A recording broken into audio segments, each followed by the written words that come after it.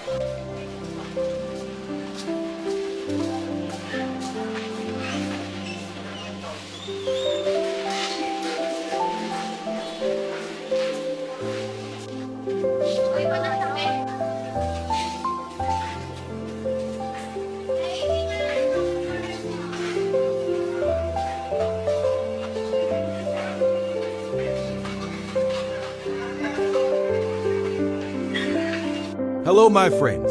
Today I'm cooking a Filipino dish. But here's the twist. It was designed by AI.